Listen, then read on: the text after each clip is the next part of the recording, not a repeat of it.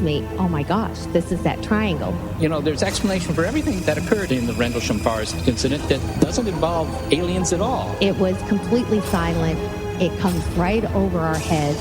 He saw a classic flying saucer really standing in the clearing. He turned over to my father and held his hand, and he looked in his eyes and he said, "We're not alone." Welcome to Podcast UFO for our live show. We're live every Wednesday at 8 p.m. Eastern Standard Time on podcastufo.com. During the show, feel free to participate live in our chat room. And don't forget to like us on our very active Facebook page. Hello and welcome to the show. I am Martin Willis, your host, and we have another great show for you this evening. Alejandro Rojas, of course, is coming up with the UFO updates.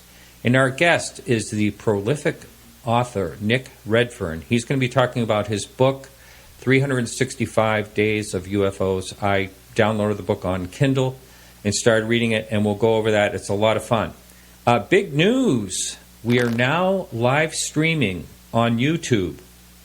So nothing will really change. There'll be a player. It'll look like a YouTube video on the homepage of our website. You just want to click on that during the show, which is 8 to 10 p.m. Eastern Standard Time. So that's basically, there's not going to be a lot of changes. And if I can get help, we will still stream live on PSN Radio. I'm working on that. We'll see what happens with that. I apologize for the show last week. Their servers were down over at PSN Radio, and I couldn't be live. So what's going to change? Nothing, really. The podcast will be coming out as usual. No changes there. But if you wanted to watch live on podcastufo.com on Wednesdays, there's going to be some video feeds. And that's basically the only real change. And I've done several tests. I don't think there's going to be any problems tonight. I'm a little concerned. But I've actually done 25 tests to get the thing right. We had a bunch of people, when I was doing them live in public, tons of people jumping in the chat room on YouTube. So, and I know I have a chat room on Podcast UFO, but feel free to check that out in the YouTube page as well. I'll put a link to that in the show notes, the direct to YouTube page. So I want to thank all the listeners who support the show, and if you are not able to support the show, we still appreciate you, and you can listen to the whole show for free.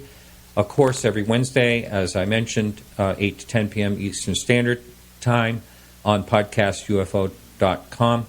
And you can also go over to the Dark Matter Digital Network every Thursday evening, 10 to midnight, and listen to the full show there. And that's enough babbling. How you doing, Alejandro? I am doing well. That sounds really cool, your YouTube thing. However, if you're going to do video, you've got to do something unique. Like, I was thinking just now while you were talking, I would probably put up like a beach scene, and then you can have your girlfriend walk back and forth occasionally, pretending like she's on the beach, maybe even have her splash some water on the back of your head or something. So, you know, the waves are getting big out here. Or, you know, you gotta, what are you going to do that is visually, interesting? Wow. You know, I've been fine with this. Now you're making me think. Oh, no. I'm going to have to think. Hey, man, this is showmanship. That's right. Well, the video feed of myself is going to be rather minute. I did that kind of purposely, so I have a face good for radio mostly. No. Well, But anyway, we'll see how I know all about your face. Oh, my gosh. Oh, no. No, you got a good face. Come on. Well, anyway, I really want to focus on the guests also, but this evening, Nick Redfern does not have the capability of Skype, so I'll just have images on the feed. That's it. Also, before we get going in the news, I just want to tell everyone I am going to be out in Phoenix at the UFO Congress in a couple of weeks. Really looking forward to it, and I just want to say another reminder, anyone that's going to be out there, please do email me at martin@podcastufo.com. I'd love to hang out with you. It's always a lot of fun. It is, yeah. That's one of the great things is having people come up and say hi and say they listen to the show. It's a lot of fun. It is. So what's going on in the news this week?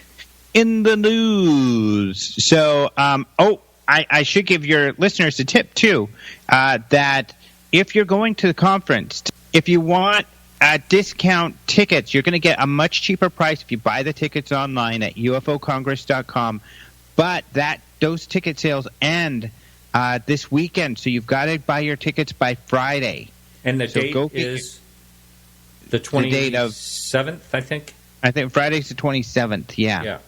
So you got to buy them by Friday the 27th. Yeah, you got to get them by Friday, the end of this week, or else you'll be able to buy them at the door, which is no problem. But you'll get a much better price if you plan ahead and get them early. Mm-hmm. All right. I wanted to let your listeners know that because it's really important because you get a really decent discount. But otherwise, yes, in the news, I don't think we talked about this one. There have been sightings over the last few days, but nothing too exciting. But this Canadian one is really cool.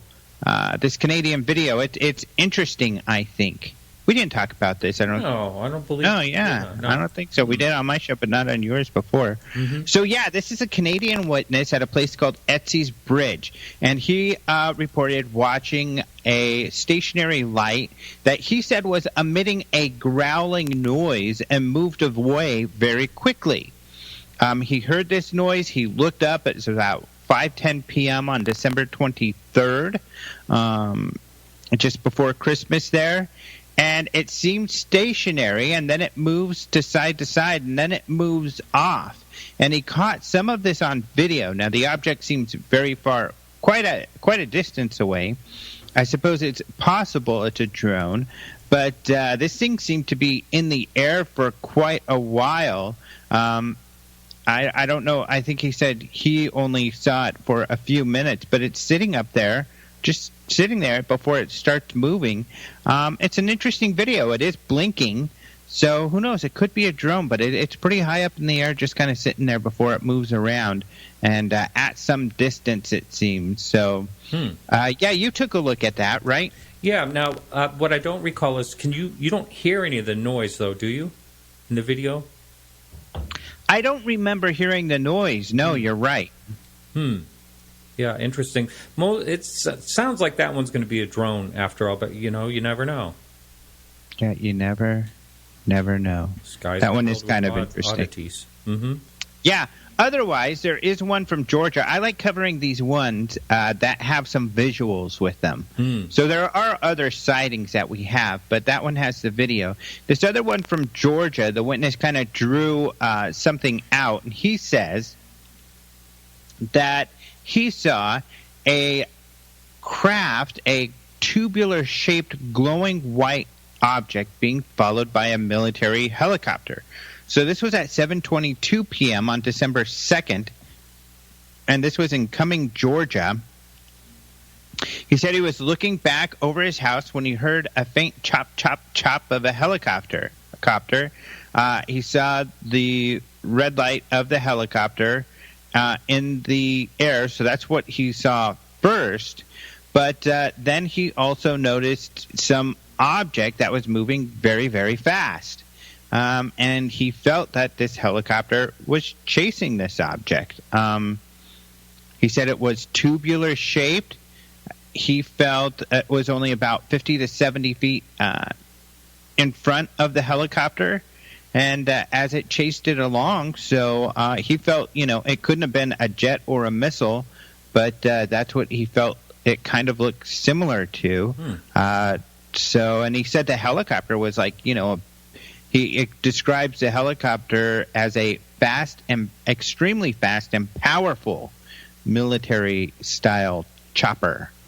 So, so this is kind of an interesting sighting, and he drew some pictures of where the thing flew. And you see, this thing flew very near his house. But, yeah, this guy was hot tubbing when he saw this. I think I said 7:22 p.m., so he's chilling in his hot tub, much like you do, and saw this UFO. So hot tubbing, as we've discussed before, is a good way to spot UFOs. A lot of people go outside to smoke cigarettes, and they spend time outside.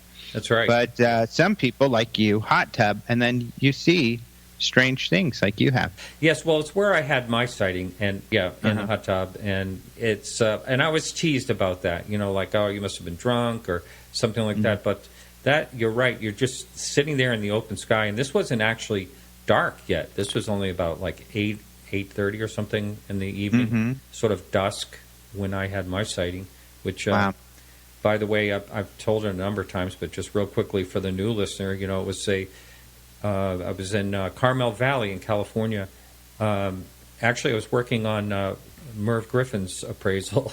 And so I was relaxing at a ranch in Carmel Valley, and all of a sudden something caught my eye, and I looked up, and a perfect-shaped disc came right over my head. It must have been, I don't know how many thousand feet up, but it was really hard to judge the size of it and distance.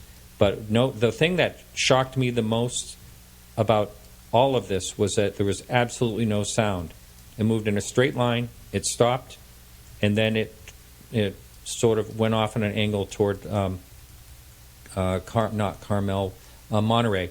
It had sort of a bluish overall glow, sort of like a blue metal glow on the thing. But I could never explain that sighting. And so that's what got me really interested in this topic to begin with.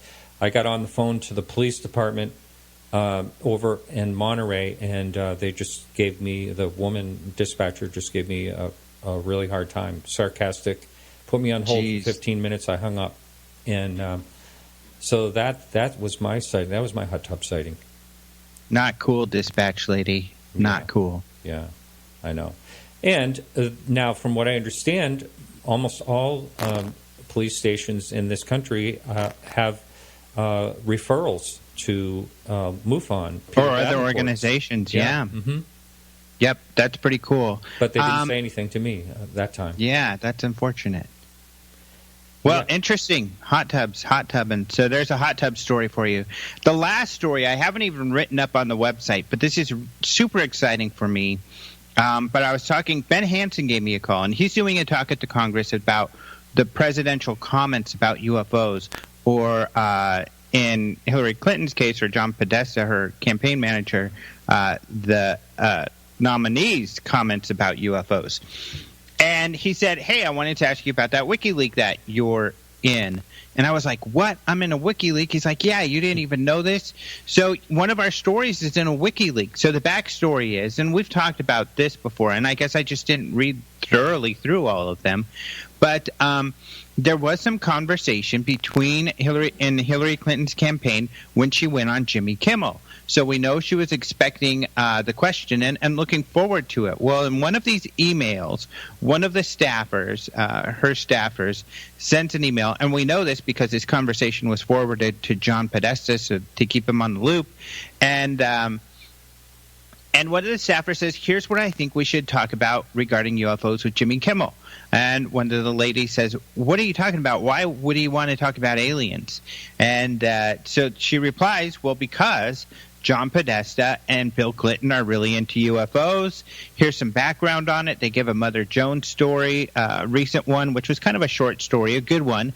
And then they say, here's some more background on Bill Clinton's comments on UFOs, and they linked to one of my stories. Amazing. So the Hillary Clinton people were passing around an Open Minds TV story to get up to speed on what Bill and Podesta had done, what they had said publicly about UFOs. And I did outline it, I think, pretty thoroughly in this story. I have done that in several stories. But so, yeah, pretty cool. That was really neat. I'm just super excited about getting in the WikiLeaks there. And I'm excited that, Hillary's people were passing that around. That's pretty cool. That is amazing. Wow.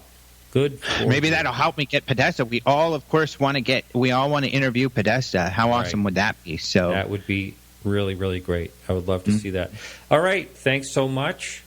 And my pleasure. All right. And we'll be talking to you next week. All right. Hang in, everyone. After this quick music break, we'll be right back with Nick Redfern.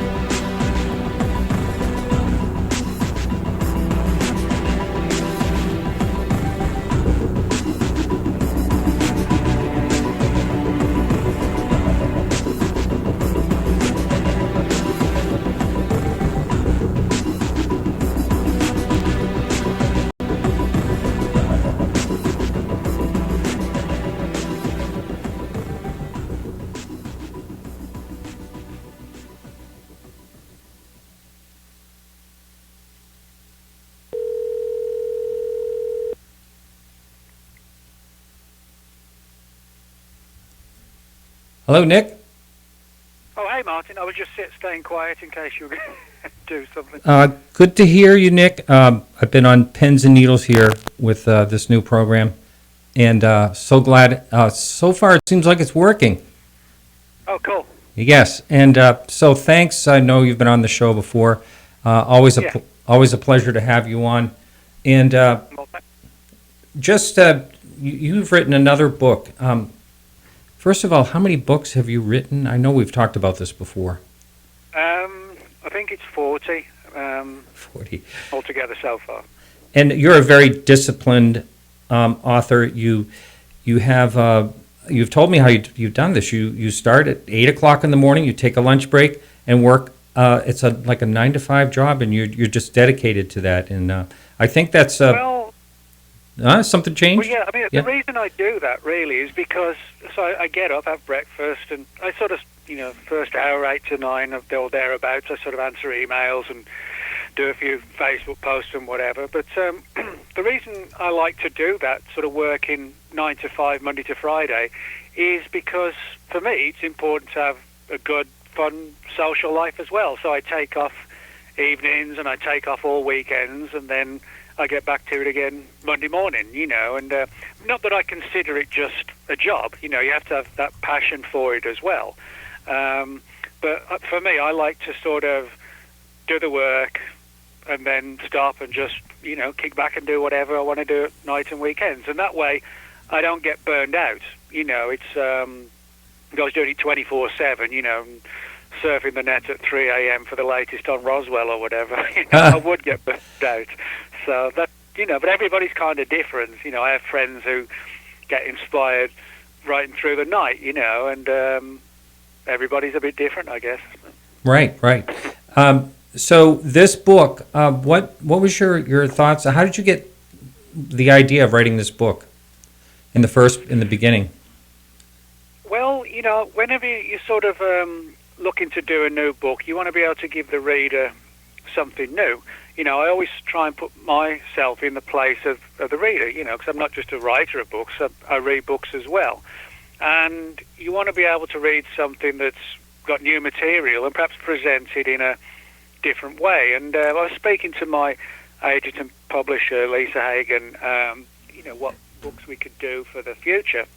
And we came up with this one sort of collectively, the idea of doing a UFO story for every day of the year. So that's why it's called 365 Days of UFOs. But what I didn't want to do was sort of just, circulate or recirculate the same old cases. Now, there's some, like Roswell and the Betty and Barney Hill case, things like that you've got to put in there because they're sort of definitively famous cases and parts of ufology that, we can't do without, so to speak. But what I've done with many of the cases is just to use a lot of accounts that have been given to me over the years, which really didn't sort of fit in any of the books that I was writing about at those times, and so they just went into kind of like a limbo. But when the thread is not the cases or the subject, but actually the day of the year, then they sort of smoothly kind of fit into the book. So that was basically the idea, was to sort of present 365 cases, a lot of never before seen ones, and just demonstrate to people the sheer number of reports, and also the fact that these are worldwide reports, again sort of showing the global scale of the reports too. And I think it's pretty interesting because you start out January 1st, and then it goes into different years and things like that. And of course I had to look at my birthday, and geez, I wonder if I could tell you my story and you'd know what my birthday is. No, it was a sighting in Oregon in 1947 on July 7th. So I imagine that's what a lot of people do, seeing what you picked for their birthday. And one thing I like about your book is it's an easy read, and if someone like me who has ADD a little bit, it's easy to read. They're short stories. I love short stories. So well, I'm glad you said that, because the book is it's in excess of 400 pages, And even for me, if I get a review book or a new book to read, and it's like 400 or 500 pages, I'm like, geez, And particularly so when you've got to read it from page 1 to page 500 or whatever. But yeah, the good thing about this book is that each case is roughly 1 page, and I've kept it detailed, I've sort of just skimmed over it. But each one is sort of like a page or thereabouts on each case. So in other words, you can just dip into it. You don't have to start at January the 1st and finish at, December the 31st. You can just dip in as and when you like and just, find a story which hopefully people will find interesting. And I think, when you're dealing with bigger and bigger books, that really is the way to go, because sometimes, you can get information overload when you've got to take in everything from the first page to the last page. It can be, even for me, it can be a pain in the neck. Yeah. Someone wants to know if this will eventually be turning into an audio book. That's a good question. I'm not entirely sure, but the previous book that the company that's put this out, Lisa Hagen Books, the previous company did an audio book of the earlier one they did, which was Women in Black, kind of like the Men in Black mystery. Mm-hmm. That one came out last year, and that's just come out in an audio. And the Men in Black one that I did for them the previous year has also come out in audio. So hopefully this one will as well. But because it's just come out in paperback, I think it might actually be a couple of months before the audio or the Audible version comes out online. Yeah, Audible. Yeah, that's a good site. I remember when that Women in Black came out, and I wanted to have you on the show to talk about that. So now that you're here, I'd like to chat a little bit about that, because when I was reading this new book, I saw that some of the Women in Black cases went all the way back to the 19th century. But I understand a lot of women, any woman in mourning back then, was wearing all black. But how far back was that? In late 1800s, right? Yeah, I mean the Women in Black phenomenon is sort of far less well known than the Men in Black mystery, but there's no shortage of stories, which is why I wrote a book about it, and then also had cases that I could use in the new book as well that actually came in after the Women in Black book came out, and there was still time to put them in the new book. But yeah, you're right. The stories actually go back to sort of the 1800s, and the stories are sort of like eerily similar, where the witnesses describe these sort of strange women in black as sort of, well, obviously dressed in black, looking very pale and sort of emotionless, and they often turned up in situations of a paranormal kind.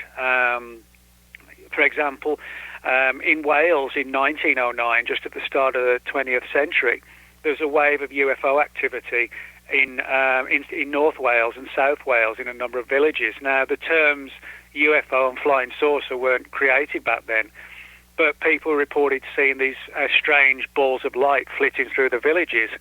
And on several occasions, these women in black would turn up on the doorsteps of people in the little villages and ask them if they'd seen anything unusual, which kind of sounds, just like the sort of things that the Men in Black ask people today, when they sort of launch into their threats and interrogations. So, the phenomenon's sort of gone very much under the radar, but you can draw sort of real parallels between what was going on back then and what's going on today. Mm-hmm. Now, you will be, will you be out in Phoenix this year?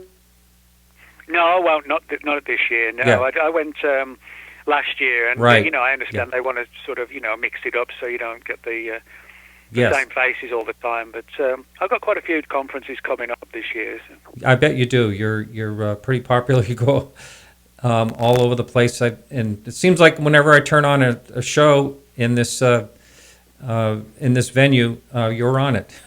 So you do a lot of shows. Yeah, well, I like doing lectures and conferences, not just because, you get to share information, but also, they're good fun. I enjoy the social side of just hanging out with friends that, you only see a couple of times a year at conferences. That's right. It was great to meet you when I was out there, too. And cool, thanks. Yeah, that's coming right up. It'd be good to get away. Now, you're in Texas, right? Yeah, I live about a 20-minute drive outside of Dallas. Yeah. So and I know you wrote on the Stephenville case, and there was quite a spin on that, if I remember right. It wasn't at all, or wasn't wholly what I remember. How deeply have you looked into that particular case? Oh, well, actually quite deeply. I mean, the Stephenville event was like a really important one, regardless of which way you look at it. For example, in terms of the media, they gave it massive coverage. It was one that sort of really caught the attention of the country's regular mainstream media, never mind, the alternative media or ufology. People like Associated Press, CNN, and they all reported on this particular case. And one of the reasons was that, Stephenville, which actually isn't that far from where I live, it's only about a 45-minute drive or something like that, but it really sort of put the town on the map, and for a number of reasons, one being that numerous people saw this first particular UFO, and what was particularly interesting about it was gigantic. It was just like this huge, slab flying through the sky. Yeah, some people said like a mile. They thought it could be a mile wide. Yeah. Yeah, it was reported to be massive. Now, what happened was that a number of the witnesses said they saw military planes pursuing the UFO, like fighter aircraft. Now, this was actually denied officially, but then shortly afterwards, the Joint Reserve Base Naval Air Station in Fort Worth admitted that they actually did have planes up on that night, but they were actually just taking part in an exercise. And that really caught the attention of the of the media as well, when they were like, well, hang on, now there were aircraft up in the sky, what's going on? So it was for reasons like that people got interested, and then rumors started circulating that like a scientific office within the United Nations had been secretly briefed on the incident, and they were supposedly interested in determining the reaction of the general public, how they reacted to it and what their thoughts were, as if they were looking at it from like a psychological perspective of, one of the theories was that if the government ever needed to come clean on the UFO subject, the Stephenville case might be sort of a good litmus test, if you like, to understanding how the public might react in the 21st century to, the presence of a massive fleet of UFOs or whatever. There's a question up on, I've got a couple of message boards going, one on YouTube and one on my regular homepage. And this question is, after your RH negative book was published, did you get contacted by readers who claim that they were abductees who are RH negative? Or are there any stories you can share? I got literally I got in the low hundreds.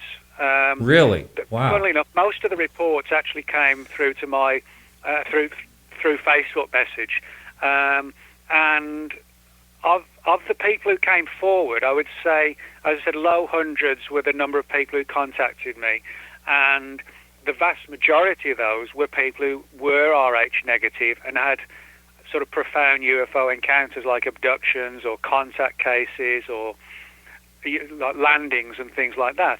But the other smaller percentage who were still RH negative, a number of them said that they hadn't had UFO experiences, but from childhood they'd felt sort of eerily drawn towards the subject for reasons they couldn't fully understand and still didn't really understand.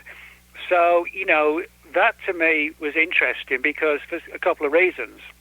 The people were RH negative, and certainly 200 responses within probably 2 or 3 weeks of the book coming out was something that I'd never experienced before. I mean, I get feedback from readers, obviously, but, not sort of 200 or 300, in 2 or 3 weeks. I get sort of maybe, like with my Women in Black book, I think since that's come out, I've got probably 20, 25 new cases. So that's 25 new cases across the last sort of 6 or 7 months since the book came out, or a little bit more, I think it was. So, that was really, a massive difference in terms with the Bloodline of the Gods book that the person was talking about in the chat room. So, that was sort of a bit of a, for me it was an eye-opening thing, the fact that all these people were coming forward. But, I find it interesting that it sort of really did sort of open the floodgates to all these Rh negative people to come forward and, talk about their encounters. And what was particularly interesting, when I talked about people having abduction encounters and contacts and landings, there was barely a single case of like, I just saw a light in the sky. That they were all sort of really intriguing UFO cases. Wow. Now, when you're telling, you just said that these people came forward with the women in black stories. Someone also had asked the question in the before the show started, actually, and wondering if you had new cases. Can you talk about a couple of them that when people contacted you? Oh yeah. Well, I mean, one good example is a guy who actually had an encounter with a woman in black in the 1970s in a bookstore, and this was in Ohio. And weirdly, I've got quite a few reports of men in black and women in black turning up in sort of old bookstores and old libraries. There's some really creepy stories where the people, for example, were sitting in the library and this woman in black or man in black appeared, and suddenly the entire library went quiet, as if like in a vacuum, and the people looked around and they couldn't see anybody else in the library. It was almost like reality had briefly shifted. And so I've got a couple of new cases along those lines, and this whole angle of men in black, women in black, libraries and bookstores is sort of one that really hasn't been sort of looked at too deeply, because I think people have just not realized it is, part of the phenomenon. But why that should be the case, I don't know. But they seem to be attracted to not just books, but to old books for some bizarre reason. But I've got a couple of cases like that in the book of the women in black and men in black turning up under those circumstances. And more importantly, in relation to the question, I've got several new reports of women in black in association with library sightings, which, I'm still sort of scratching my head trying to figure out why there should be that connection. But regardless of the why, there is that connection. Right. So this happens when you write a book. You get contacted by people that have new stories like related to that. I bet that happens to a lot of authors that write along this line. Well, yeah, I'm sure it happens to pretty much every author in ufology and or paranormal phenomena. I mean, I rarely, if ever, have gotten like a report of a haunted house. I get very rarely I get, say, crop circle reports, but I'm sure authors who write books on haunted houses and those who write books about crop circles get, feedback in the same way I do. So I think what often happens is that readers, and this is understandable, that readers, they read a book and maybe they've got an experience that's very similar. Obviously they feel prompted to contact the author to share the information, or hopefully, to get some answers as to what they saw. But I think, and it's understandable again, that they would pick out the author who's written about the subject that they were exposed to, so that's why I don't get reports, like I said, of ghosts and hauntings, because not really interested in that, so I don't write about it. I write about women in black and things like that, so people reply. So, it's nothing mysterious. It's just down to sort of logic, I guess, really. Someone on the YouTube chat wants me to ask you to explain your theory on the UFO phenomena, nuts and bolts. alternate dimensions, universe, spiritual? What do you think about? We always wonder. I mean, I've always wondered what the heck is going on. What are your thoughts? Well, when I first got interested in all this stuff, I was a kid. I was about 11, 12, something like that. And, when you're that age, everything's sort of black and white, and for me, Bigfoot was a giant ape, and Loch Ness monsters were surviving dinosaurs, and UFOs were spaceships from other planets coming here to, sort of do experiments and fly around and keep a look on the population. But certainly by the time, I got to my sort of late 20s, something like that, I began to realize more and more that there were certain aspects of the UFO phenomenon that clearly cross paths with the worlds of the paranormal and the supernatural, and I came to sort of accept that we're dealing with something that goes far beyond just nuts and bolts aliens or somebody else's equivalent of NASA coming here. When you find cases where, as I've got a lot with the men and women in black, where they've had the men in black and the women in black in their homes, and shortly afterwards, or in some cases immediately after they've left, the person has experienced violent poltergeist activity in the home. I've got quite a few reports of people who were visited by the men in black after dabbling with Ouija boards.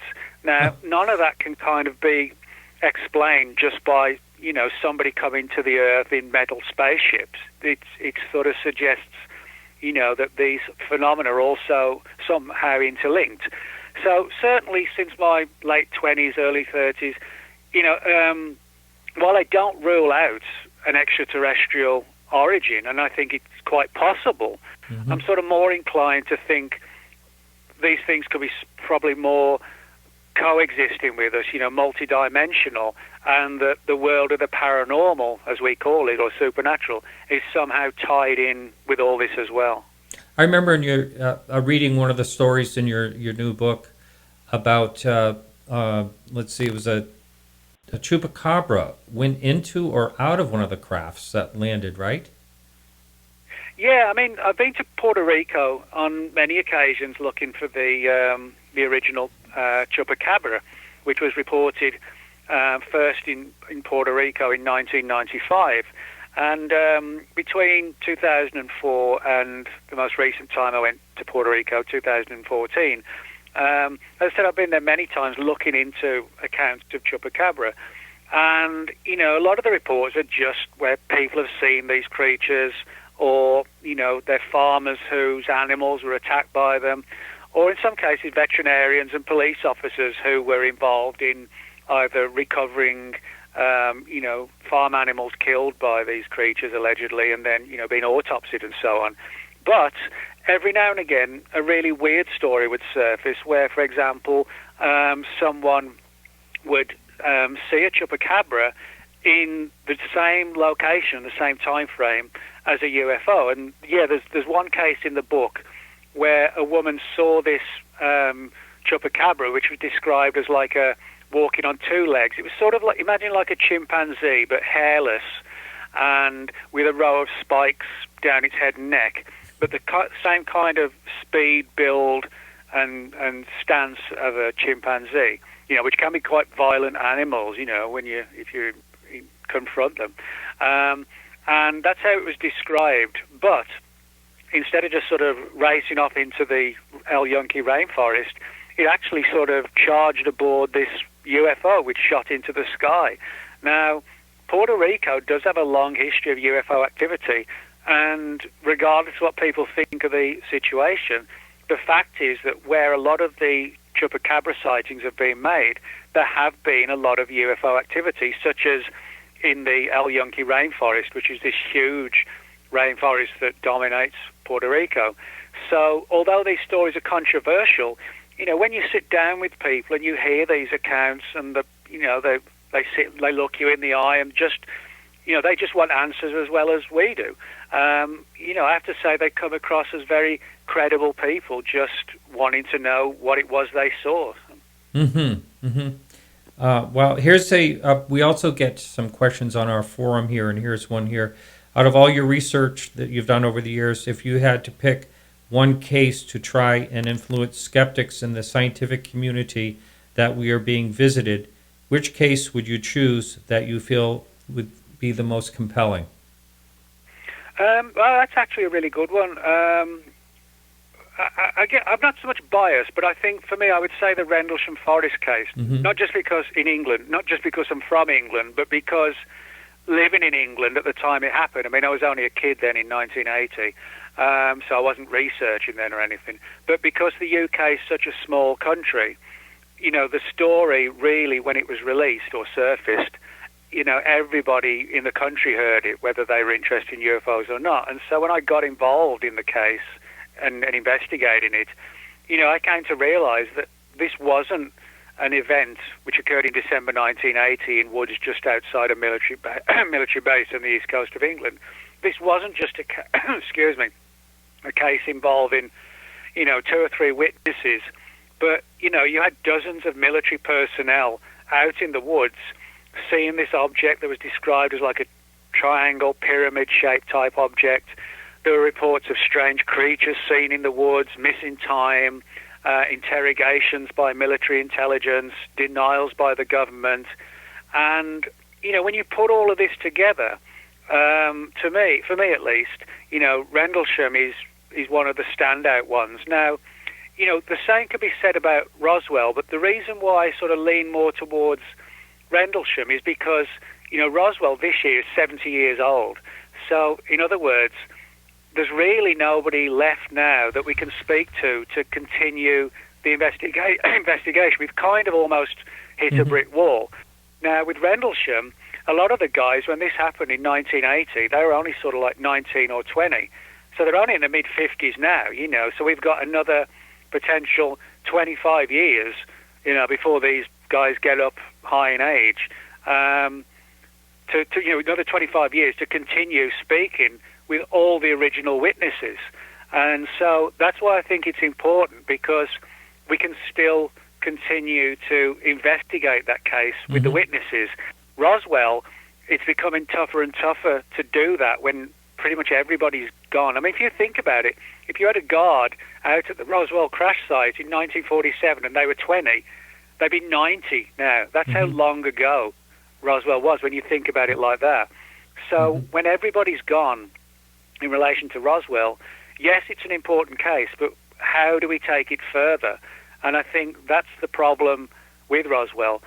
One day it'll be Rendlesham's problem, but the important thing is that right now it isn't, and it shouldn't be, you know, for the next 25, 30 years or whatever. I think I mentioned this on someone else's show. I hope I didn't say it last week on this show, but where do you think Roswell will be? Like, to say, if we, in another 100 years, say if we don't have proof that we are being visited by extraterrestrial or whatever, where would you think Roswell will end up? Do you think it'll be just like a mythology, like, or what? Well, I hate to say this, and I don't mean it to be defeatist. I'm just trying to take a look at it from a realistic perspective. You know, if 10 years from now, even the second-hand witnesses, like the children, are going to be dead. You know, there's not going to be anybody probably left at all 10 years from now who was at the site, or even, like I said, the second-hand witnesses as well. So the only other chances then of Roswell coming out would be if the government disclosed. And I've got to be honest, I'm not a big fan of disclosure. You know, I'm tired of sort of hearing every other year or every year, oh, it's coming next year, it's coming next year, it's coming in the next administration. It's like, well, give me a break, you know, either put up or shut the hell up, you know. I don't want to keep hearing you parroting every year that disclosure's coming. Either show us or don't, or shut up and go away. So I don't think disclosure's coming. I think there's 2 other ways the truth of Roswell could come out. One would be if something was declassified by accident, which I don't think there's much of a chance of happening, but, you know, things like that do happen occasionally. And the other way would be if there was kind of what I would call like a ufological Edward Snowden, you know, who, in the same way Snowden, leaked all these documents and stories, etc., if somebody did the same with Roswell. But I think the important thing to remember is that a lot of people forget this, is that Roswell happened in 47. This was pre-internet, and at an age when, or a stage in our history when everything was put down on paper.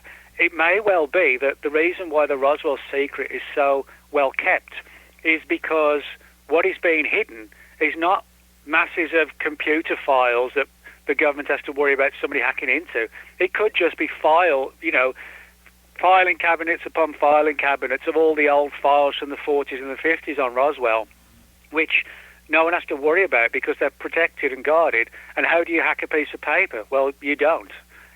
So it could be that everything is just stored away and in sort of an impenetrable vault 50 feet underground that's guarded 24/7, and which is not computerized in any way. In that sense, I hate to admit it, but the secret could be very easily kept if that's the situation.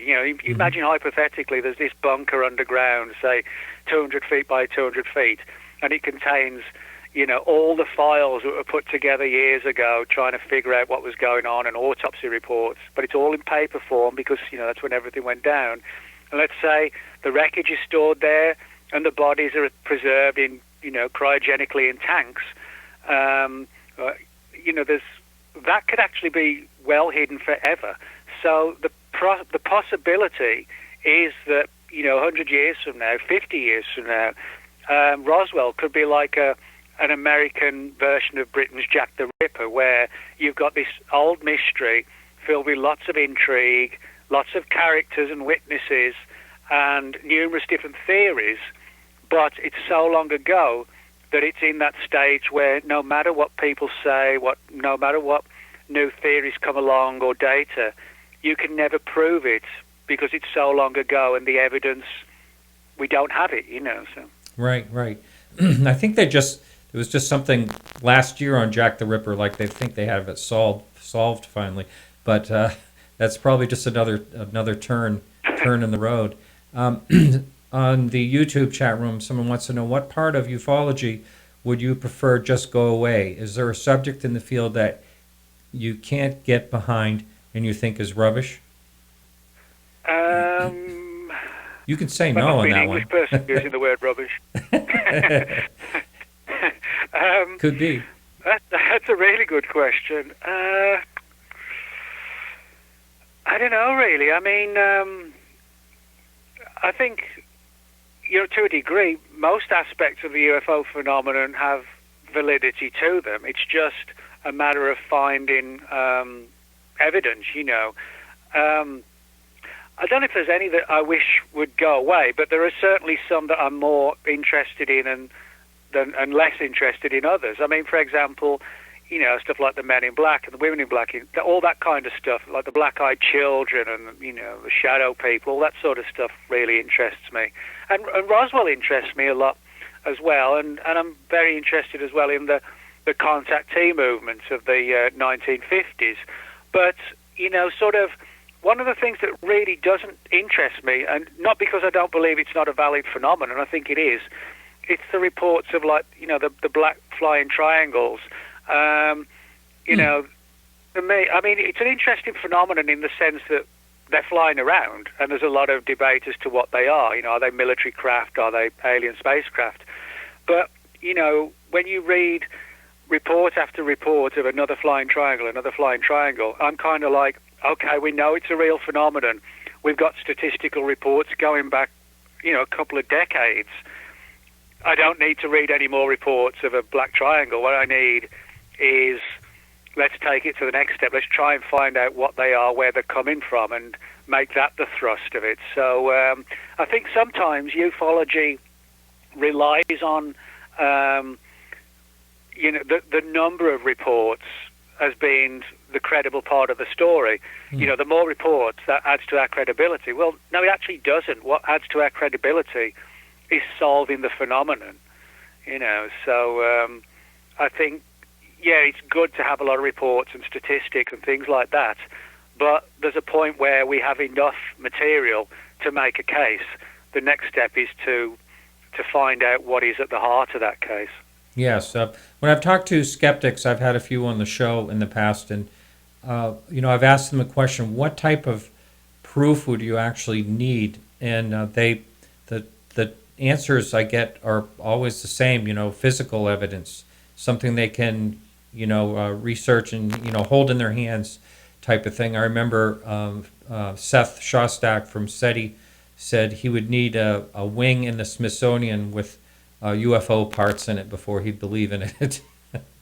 So, well, I understand sort of the need for evidence, but sometimes the body of data is, if not proof, it's definitely sort of persuasive. I mean, there are examples where people have been found guilty of murder when there's no body.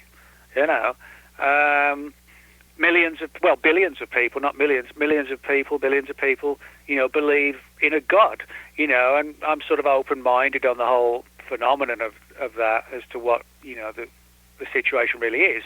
But, and I don't mean this with disrespect, I mean it just as a fact. Billions of people believe in the existence of a God on belief alone, and there's nothing wrong with that. I don't have a problem with people who have faith or anything like that at all. But, I think you can't criticize ufology for believing the accounts and believing the statistics when somebody else believes, that when they die, some part of the body continues, So I think in that sense, if we're going to be criticized for believing in things, then that should apply across the board, or it shouldn't apply at all. I think with the flying triangles, do we have a flying triangle in hand? No, we don't. Can we make a persuasive case that allows us to believe these things are real? Yes, we can, because of, we have a few photographs and we have highly credible testimony from military personnel. So in that sense, belief, becomes sort of a blurry line, really. Mm-hmm. Now, about the triangles, are you saying that that you just have heard way too many cases, or do you think, are your thoughts on that as a lot of people will say they think it's probably like a military type of situation? Well, yeah. Well, I mean, I would say I've heard enough, not because I'm getting, I just can't be bothered to listen. It's not that. It's just that we have so many that we've made the case that these things are real. They clearly are, because, the witnesses have been sort of good enough to come forward and share their experiences, so we know they're real. Where I look at it is, we just don't need to keep adding to the statistics, because that takes time away from investigating the phenomenon more. If we've got 2,000 reports of flying triangles in the last 10 years, say, we could have another 2,000 in another couple of years, and another 2,000 after that. But that will just give us more reports. What we need to do is try and find out, what I would do if I was investigating flying triangles is to look at patterns of geographical distribution. How many are seen near military bases? How many are seen by where it's suspected there are underground installations, which might point in the direction of a military craft? Have they been reported outside the Earth's atmosphere, which suggests they might be from somewhere else? I think we need to sort of, what I try and do very often with investigations is sort of take an alternative approach, because, we're dealing with alternative phenomena. And so look in directions and ask questions that aren't necessarily the ones you might ask. Look at, it's such a weird subject, we need to think outside the box. It's sometimes not enough just to try and make a case by saying, well, I've got 300 reports of this particular phenomenon, that's the case made. Well, it isn't. It just means you've got 300 cases. So that's what I mean about the flying triangles. It's not, I hate the phenomenon or anything like that. It's just that I think now we need to sort of go in another direction with it, which might lead to answers rather than just more filled up filing cabinets, thumb drives, or whatever. Now, what do you think about the UFO detections out there? There's a couple of people working on them. One of them is CubeSat. I'm not sure what's going on with that. Then there's UFOTOG, and then there's the one, let's see, it's on my website, UFO Data. Do you think that's a good idea, that they're looking to get some hard data? Yeah, I mean, if it works and it proves to work again and again and again, then I'm all for it. I think we need to sort of find new ways to investigate the subject, because for all the work that's been done in the last 70 years, we're still really kind of scratching our heads, wondering what on earth is going on and where these things are from. So again, any alternative way that might provide us, through detection, where maybe even we could anticipate where a UFO might turn up, that kind of thing. If detecting them uncovers some kind of pattern, maybe that would sort of open even more doors. So I'm all for sort of looking, outside of the box when it comes to trying to get answers and trying to get data and information. But let's see the evidence, let's see what you come up with, and then hopefully, we can take you to that next stage. I think, the idea of just going out on a hill at midnight, as people used to do, decades ago, hoping UFOs are going to come down, that I don't think, sort of really cuts it for me. I think we just need to be sort of more proactive, in finding new ways to sort of solve the mystery, because the old ways have only took us so far, really. I know. It's like you just mentioned, 70 years later, here we are. And there were people that wrote books that back in the 1950s that were saying, I just hope this is solved in my lifetime. They're long gone, and I think, that chant is still ongoing. In the YouTube message board, the guy wanted you to know that he's not a bloody Englishman with a big smiley face. And well, he did use the word rubbish. Yes, he did. And he wanted to know, how about if we find life in a faraway galaxy? Would that change any of your views, or do you think that would change views in general about us being visited by extraterrestrial? So what was the first part? You said, I missed a bit about just before galaxy. What did you say? What happens if? What would your view be if? I can't find it right now, but what would your view be if life was found in distant galaxies? Like we confirmed life found. Well, if we confirm that life existed on other worlds, that would have a major positive bearing on the UFO phenomenon, because one of the things that the skeptics say, or the septics, as I like to call them, one of the things the skeptics say is that, UFOs can't exist or don't exist, or we don't have evidence of it because there's no evidence yet of alien life. So even if alien life was detected on another world, through, say, like radio transmissions, that kind of thing, although it wouldn't necessarily prove that those same aliens were visiting the Earth in UFOs, it would definitely improve the position of ufology within, the public's mindset and the media's mindset. So I think, I'm one of these people who doesn't think that the whole SETI, search for extraterrestrial intelligence, I'm one of the people in ufology who doesn't think it's a waste of time. A lot of people do. But my view is if SETI did uncover legitimate signals, it would massively increase our stature and also our credibility. So, yeah, I'm all for looking for evidence of alien life beyond just alien life that might be piloting UFOs. I think that part is going to be solved. I'd like to say in my lifetime. It just seems like we get closer and closer, and I think it seems like almost any year now that we're going to get evidence of extraterrestrial life somewhere, somehow. And in the message board, let's see.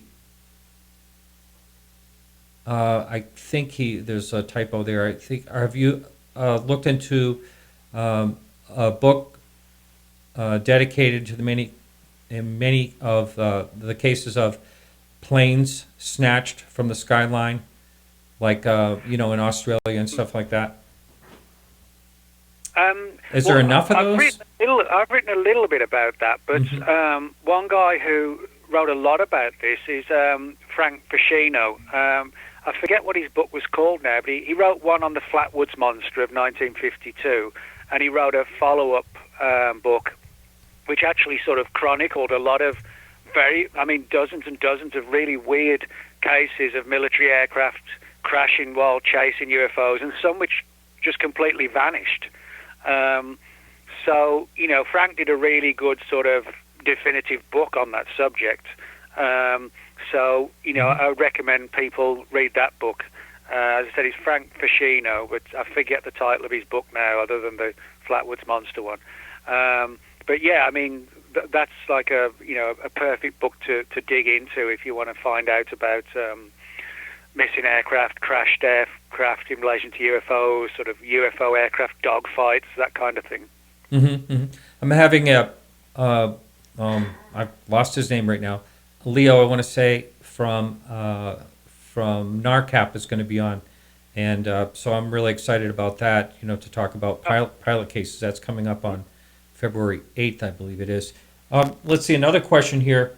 With the modern era of ufology starting in the 1940s, what's your opinion on why ETs are still interested in visiting us? But you've kind of mentioned earlier you're not really sure what they are. Well, no, I'm not, but whatever the phenomenon is, it's still definitely here and with us. Maybe it's maybe they're equivalent to like going to the circus and watching these crazy people, do crazy things. I don't know. What I would say for sure is that, we clearly haven't been destroyed.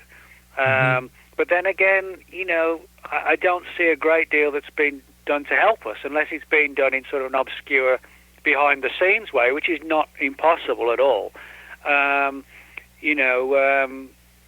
Curing cancer, overpopulation, global warming, all sorts of things that are sort of critical issues. Have they been helped, by extraterrestrials to sort of fix those things? I don't see evidence of it, so I kind of view the UFO phenomenon as one that interacts with us closely at times and very intimately at times, but it's sort of careful to keep in the shadows as well. Now, the problem is, as people, we're sort of forced to interpret what that means from the perspective of a human mind, how we rationalize and think about these things.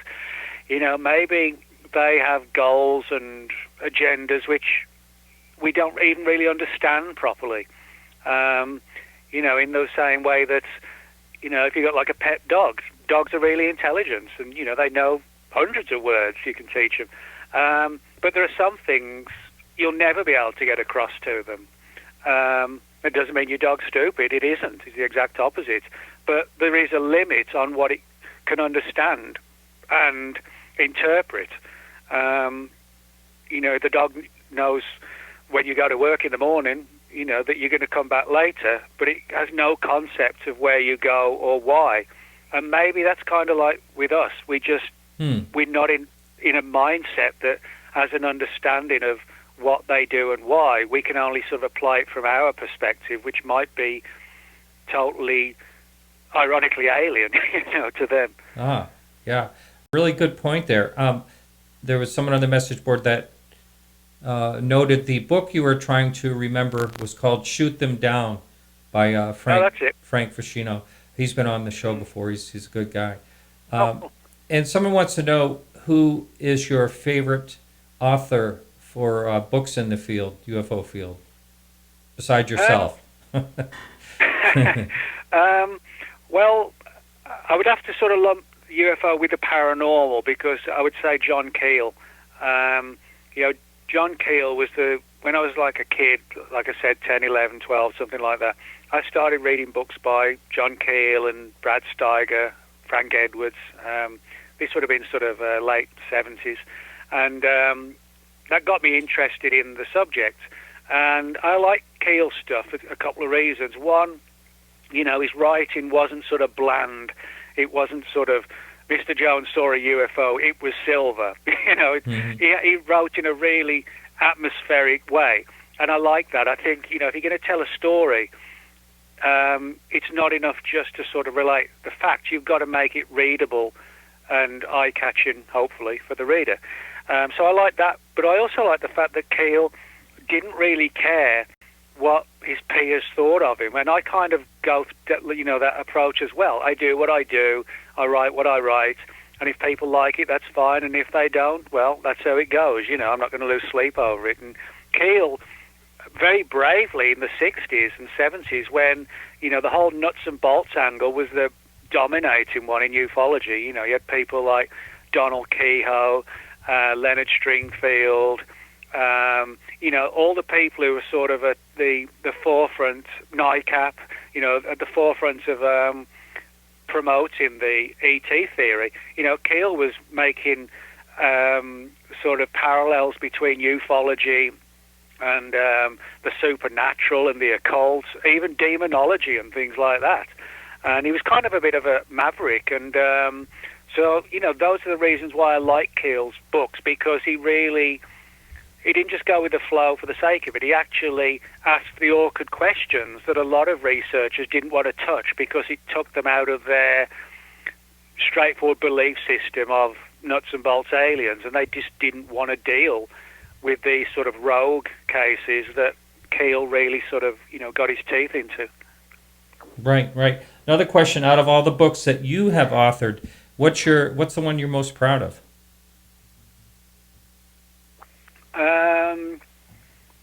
Well, it actually wasn't a UFO book. I'd say it's probably a book I wrote in 2012 called Wild Man, and it was all about the very little-known phenomenon of Bigfoot and Bigfoot-type creatures in the UK.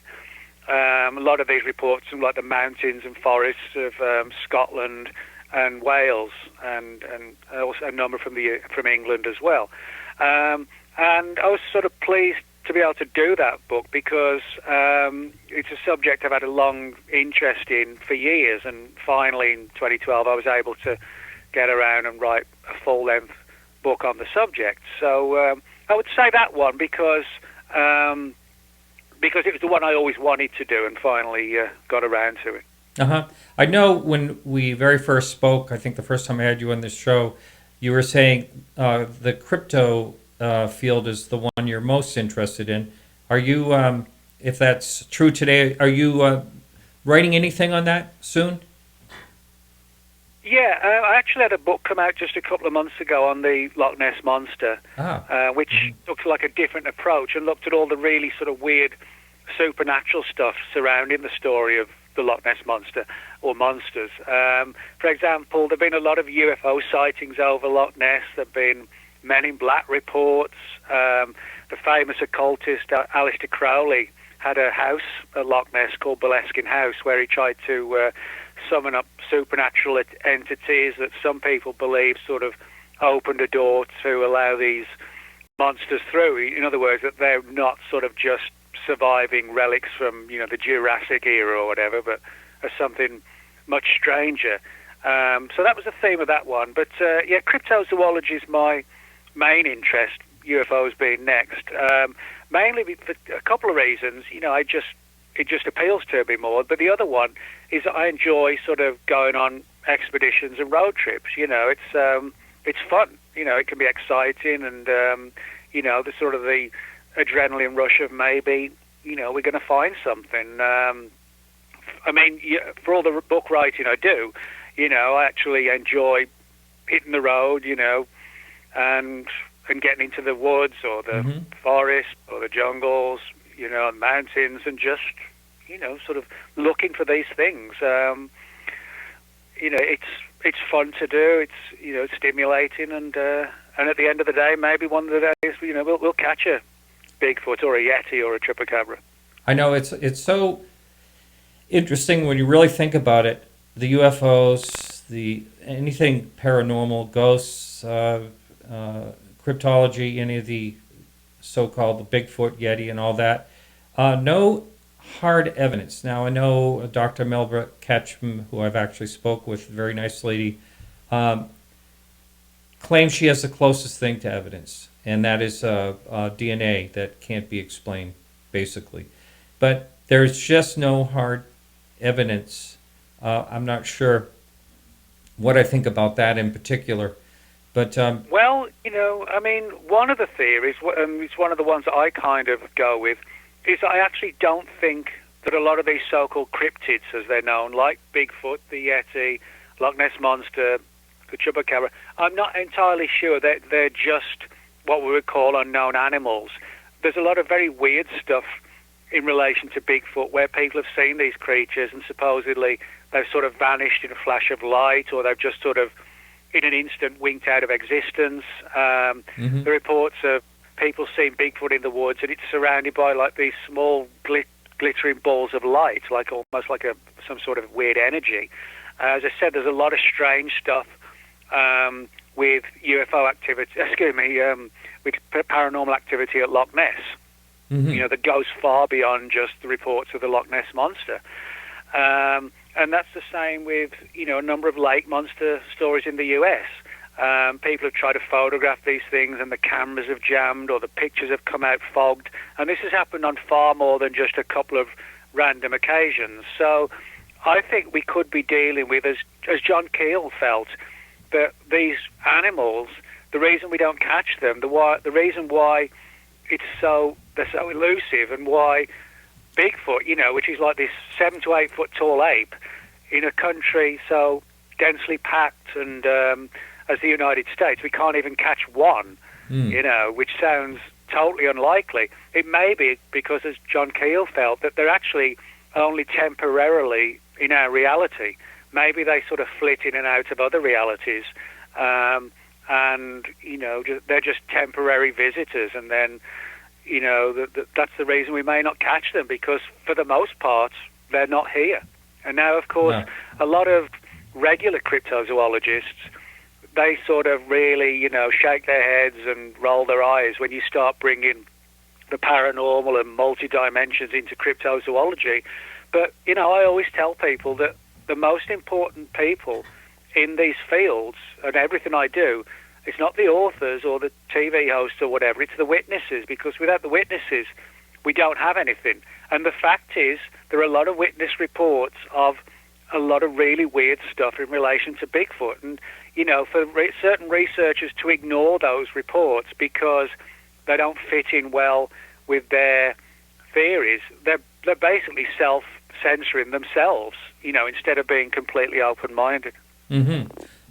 Someone on the message board wanted to know what you thought about Lloyd Pye's theory on the connection between Neanderthal and Sasquatch. Are you familiar with his theory on that? Well, it's an interesting theory, but the one problem I have with it is that Neanderthal man was a type of man.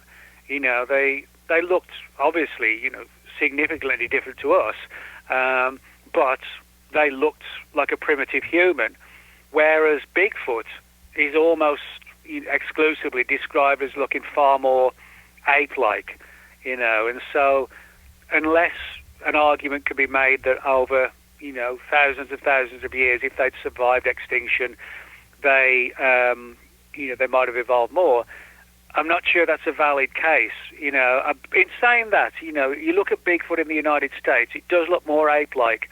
Now, in certain, in the sort of far reaches of Russia, the Ukraine, Siberia, you do get a lot of reports of the Russian equivalent, which is known as the Almasty. Now, at least a fair, significant number of those reports do seem to involve creatures that are more like a primitive human. But they're very often distinctly different to the American Bigfoot. Now, in China, they have the Yeren, which is even more ape-like. So I don't personally think Bigfoot and Neanderthals are one and the same, but I don't think it's out of the question that some of these more primitive human-looking ones in the wilds of Russia, they could actually be relic populations of Neanderthals or Cro-Magnons.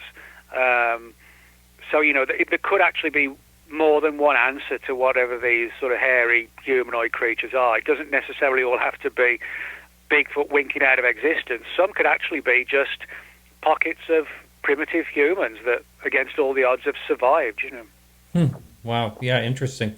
Back to UFOs. Another question in the forum here.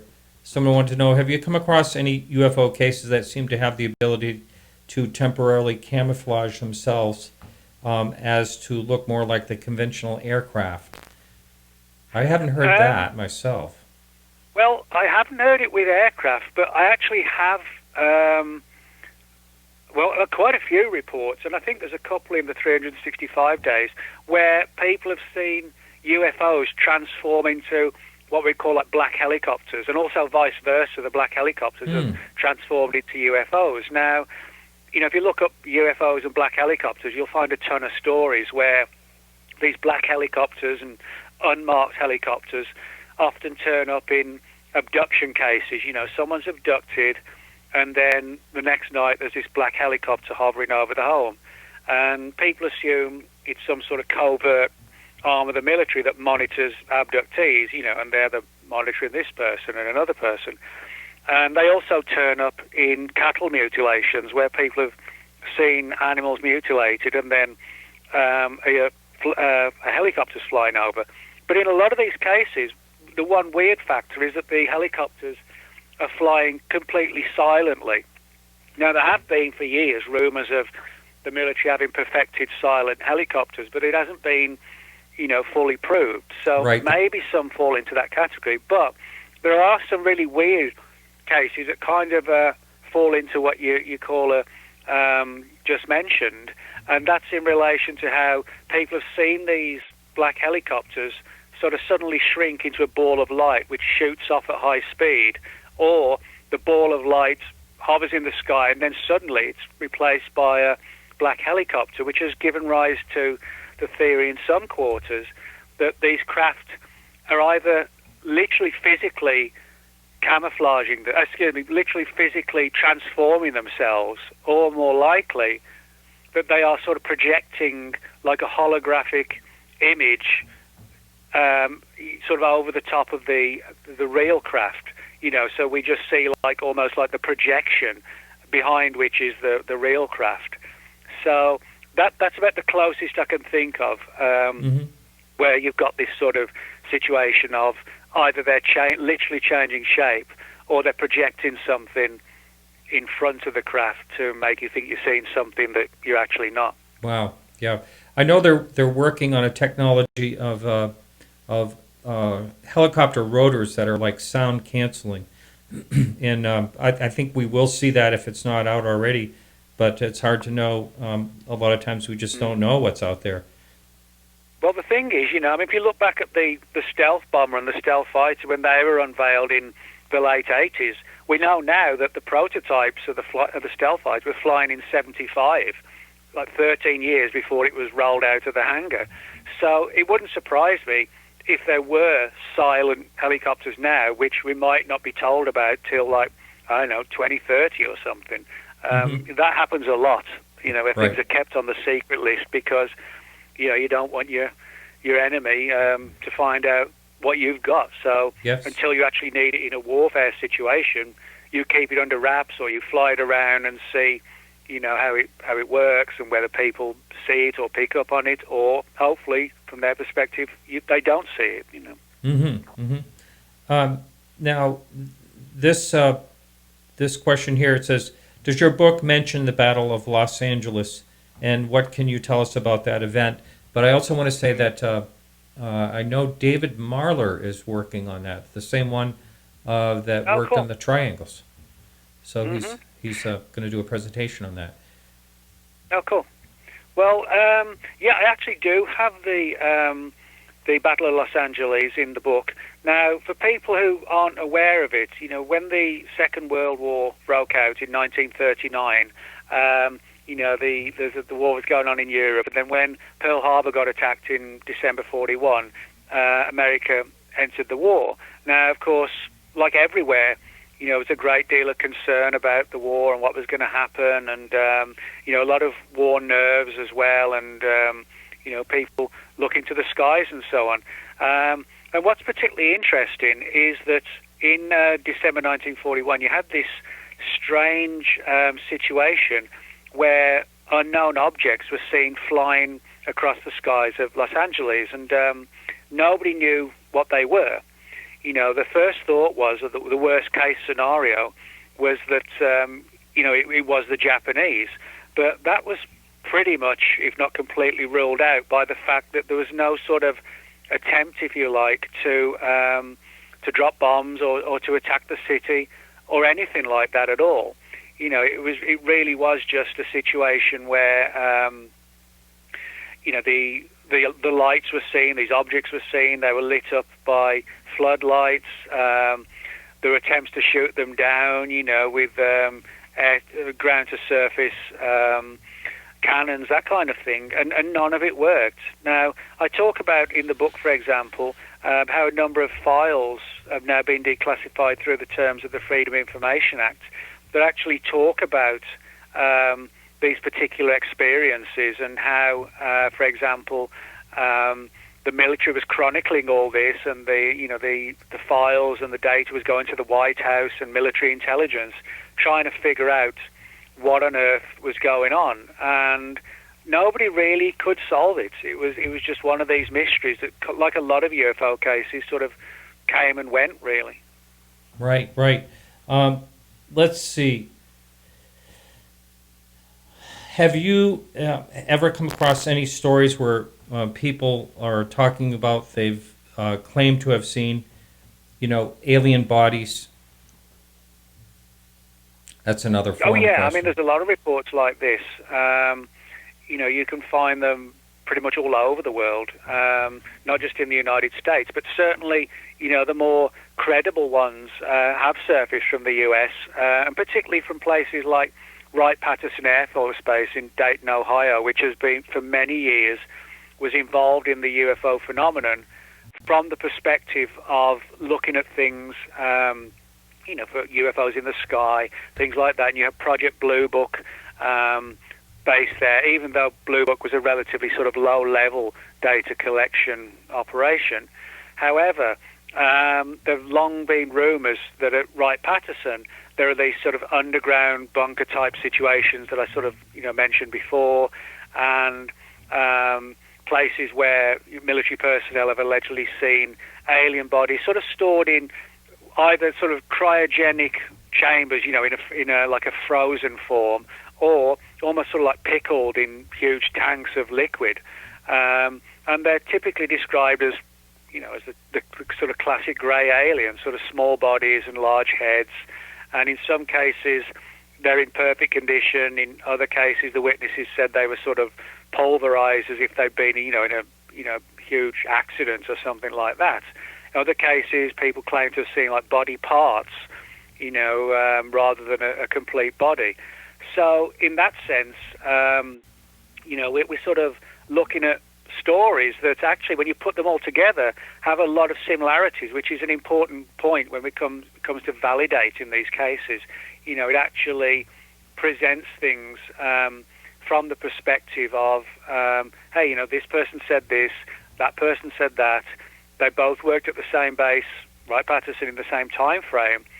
This is sort of an intriguing little link up. So, I think I've got sort of 5 or 6 cases in the book altogether of people who were sort of on duty, or they were guards, at certain places, and they had the opportunity to sort of at least take a glimpse of something.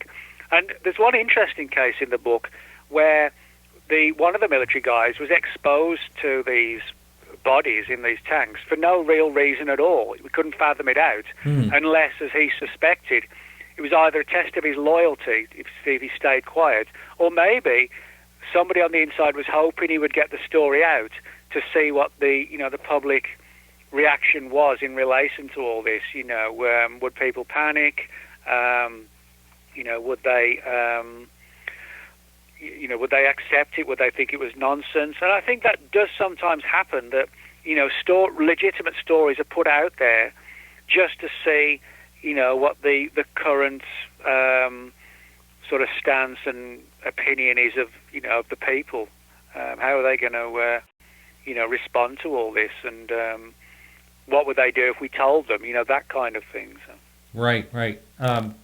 Now, that story you were just talking about, I read that in your book, and it was sort of like Men in Black type people that were escorting this guy and then made him sign all kinds of documents. Well, that was story. Another weird part of the story. Now, whether it was done for show or they were, some of the really genuinely weird Men in Black, it's difficult to say. But this particular case you're talking about, the witness was taken down to this sort of bunker-like area to see these preserved aliens, but they weren't taken down by what you would call regular sort of military personnel or like MPs or anything like that. They were these sort of creepy-looking, pale-faced guys in black suits, and they were just sort of really weird-looking, like straight out the Men in Black who were seen in Point Pleasant, West Virginia, when the Mothman sightings were at the height in the 60s. And, when it comes to something like that, as I said, either it was stage-managed, to sort of convince the witness that there was more to it, or, it really was, or the government is working with whatever these stranger Men in Black are.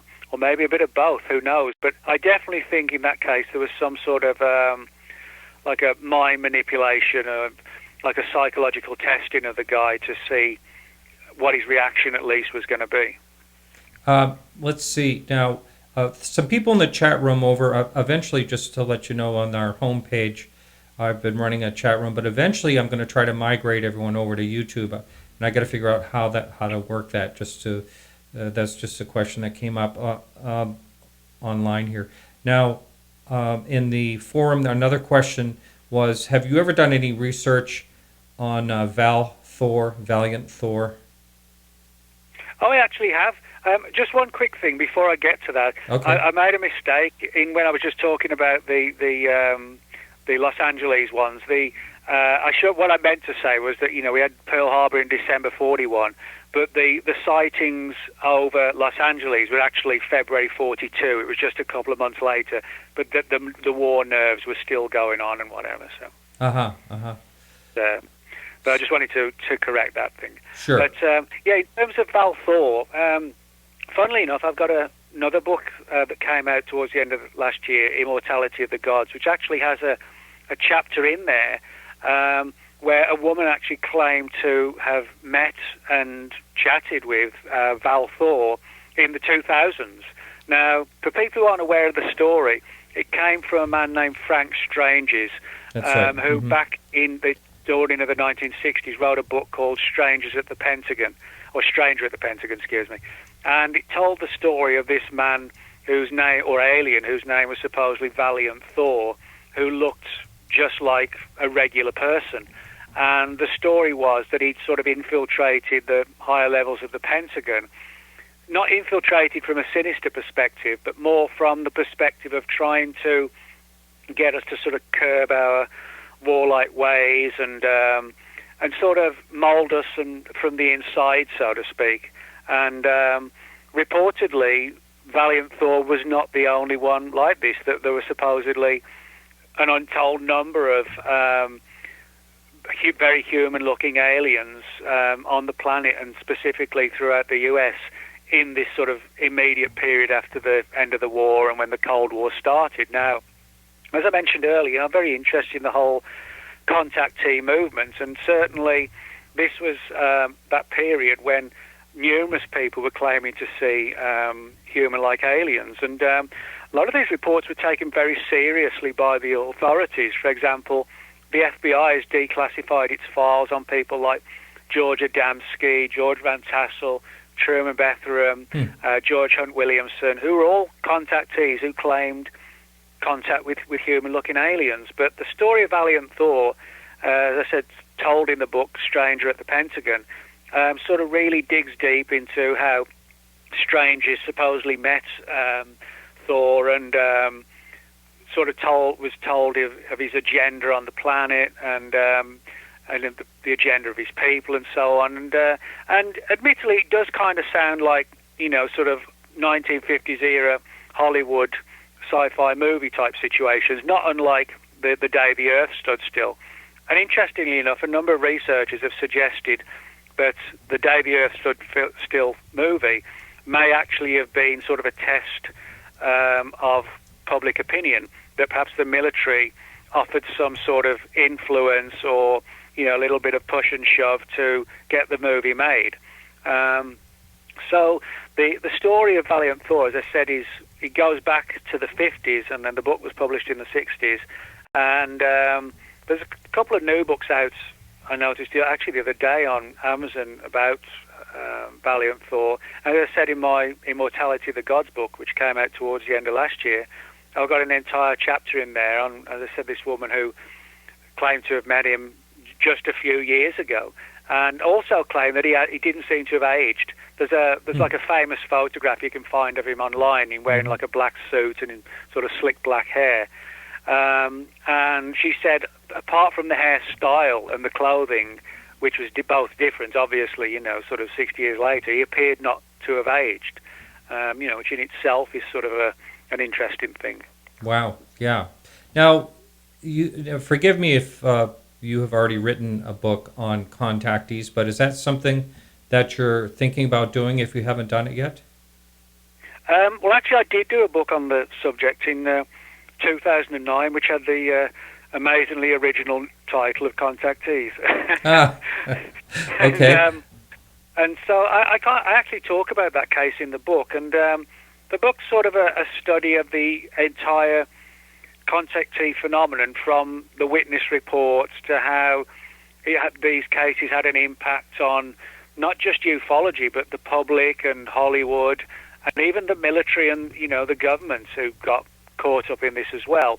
And also how, this sort of almost like a pre-hippie culture was created, where a lot of the contactees suddenly became what you would call sort of like gurus, and they had huge followings and people were influenced by them. So it's as much as sort of a study of the phenomenon as it is a study of it from a sociological perspective as well. And also looking at the government files on the contactees. I mean, that's one of the ironic things that I like telling those who are skeptical of the contactee era, is that, people are always saying, oh, I wonder if the government's watching me, I wonder if there's a file on me, that kind of thing. I have so many people who, worry there's a file on them. And yet they have no time for the contactee movement. And yet, ironically, the contactees was some of the people who had the biggest files of all. George Van Tassel, who had space brother type encounters out at Giant Rock, California, and held these huge conferences, outdoor conferences at Giant Rock. His FBI files, like about 320 pages long. George Adamski's is about 120. Wow. George Hunt Williamson's is about 50. You can go on and on. The people who a lot of today's ufology ridicule and dismiss were some of the people who have been most closely watched of all in the 50s. So that's an important thing, I think. Yeah. Now, I can't remember which contactee, but it was someone that was associated doing a lot of work in Europe. He was on the show. And forgive, I just can't remember who it is. But some of the claims that these contactees were making were just actually laughable, like living on Venus and going to Jupiter and things like that. Mm-hmm. Did you? No, you're right. You're absolutely right. I mean, I don't sort of look at these uncritically, and there is some evidence that in a lot of these cases that the witnesses who met these long-haired, human-looking aliens that became known as the Space Brothers, that they were actually being manipulated to some degree. And there's all sorts of theories I talk about in relation to what this manipulation might be. Now, some people believe they were actually like U.S. intelligence agents who were fabricating events to try and determine how quickly belief systems could be created and how, people would begin to follow these belief systems, again, from a sociological angle. Then there was the theory that actually a number of people in military intelligence over here felt was that the contactees were being sort of manipulated by the Soviets, because George Adamski in particular said that the human-looking aliens he met were communists. They had a communist type of government, and that was one of the main reasons why the FBI opened a file on Adamski, because he was this guy selling, literally his first book, Flying Saucers Have Landed, sold in six figures. That's how many copies it sold. Wow. And he was talking about the aliens being communists, so that was one of the reasons why he was closely watched. And there was a theory that, well, what if Adamski was actually, sort of being deceived, and they looked so human because they were, but they were sort of, Soviet plants. And then you had the theory that the aliens themselves were deceiving us by giving fake names and places where they came from as a means to try and get to know us and influence us, but in a way where we would never stand a chance to really understand who or what they were or are. And they would do that by constantly moving the goalposts of where they were from and creating these sort of bizarre stories to, keep us in sort of a state of like constant confusion, really. Or you could make the case that, as is certainly the case with some of them, that they were just fakers, hoaxers, or fantasists. I mean, there was that aspect to it as well, as unfortunately there is in every aspect. I'm sort of fairly confident that most of the people very confident that most of the people I've interviewed over the years are just genuine, good people, want to know what they saw, or just want to share their stories. But unfortunately, in any aspect of this subject, you do get hoaxes, and we just have to deal with them and hope we don't get taken in too often. But there's no doubt that, the contactee movement did have its hoaxes. Absolutely, yes. Ray Stanford, who's been on the show a number of times, was a young, I think 17, him and his twin brother were out at Great Rock. I think that's what it's called, right? Giant Rock, yeah. Giant Rock. And there was a lot of people there, and they all kind of trickled away, and his brother and him kind of stayed back. And George came up to him, and this is according to Ray, came up to him and said, you two are like nice young fellows. He says, why don't you get lost? This is all just a bunch of bull. And well, that could be the case. I mean, as I said, there's no doubt that whatever people think of the contactee movement, whichever side they're on, there's no doubt in my mind it's the most controversial side of ufology, period. The idea of human aliens coming to Earth and, hanging out with people in the desert. It is controversial. It does kind of sound straight out of, the day the Earth stood still, that sort of thing.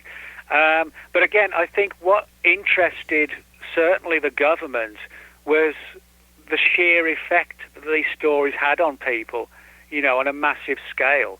I mean, at the height, regardless of what people think of George Van Tassel at Giant Rock, at the height of his UFO conventions out in the desert, he was attracting 11,000 people.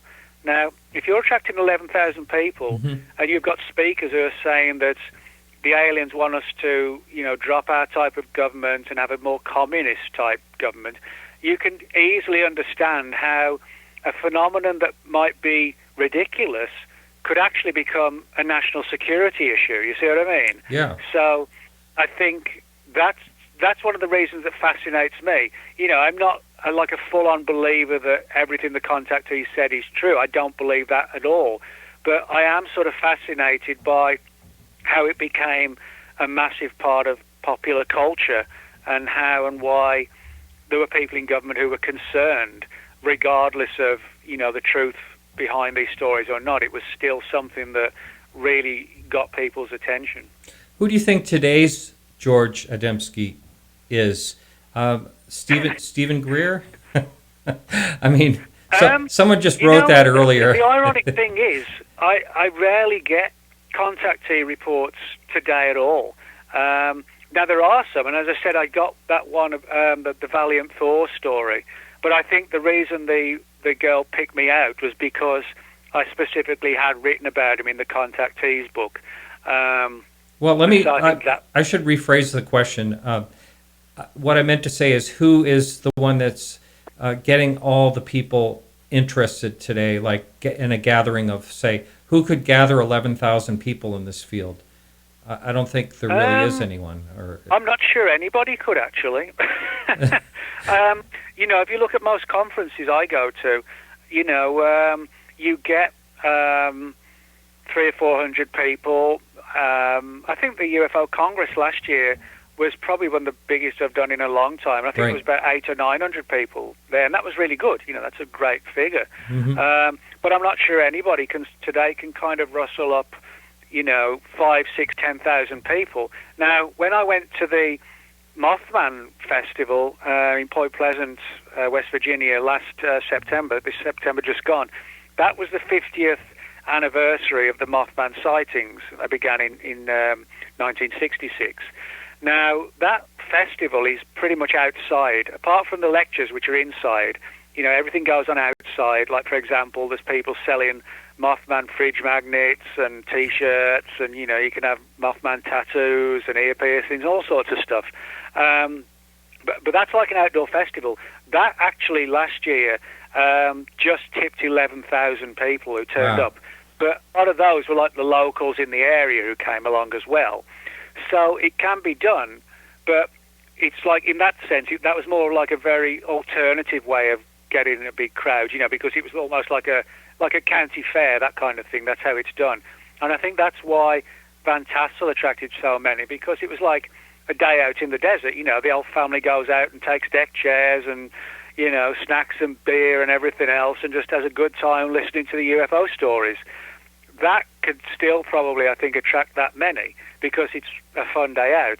UFO conferences as such, with sort of 6 or 7 people a day giving a lecture on this or that, we're still sort of at the 300, 400, 500 figure, and I think that's sort of where it's going to stay. I don't think there's anybody really who jumps out and, click of the fingers and 2,000 people are going to flock to them, really. Well, if things change and it becomes more of a pop culture type thing, like a Comic-Con or something like that, I mean, yeah. Actually, Jason was on this show recently. It said that he is actually going to a Comic-Con with a more or less a UFO booth. So I think, these things can change. It could become, again, more like, I guess it was pop culture at the time back then, the contactee movement. And, and it kind of, in a way, it kind of muddies the water when that happens, because there's some people out there trying to do some really thorough research that, will no longer be taken seriously if it all becomes just pop culture. Yeah, and I think, the pop culture angle of it, a lot of people sort of say, well, it's not a part of ufology, but it actually is.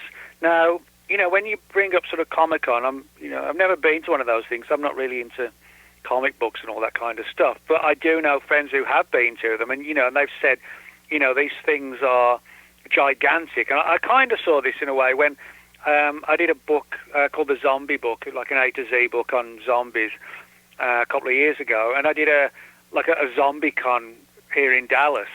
And, there were people from The Walking Dead there and some of the Romero movies, and that was jammed, and I can see how ufology could do something like that. But I think the problem is, I actually do it in a way that would be really entertaining and fun, but also informative. But I think the problem is a lot of UFO conference organizers feel that if it's not 100% a conference with speakers wearing shirts and ties, if it's not that, it's somehow not credible. Well, you know me. You saw me at the conference last year. I'm a T-shirt and jeans and biker jacket, shaved head and ear piercings, the whole lot. I don't dress like a bank manager.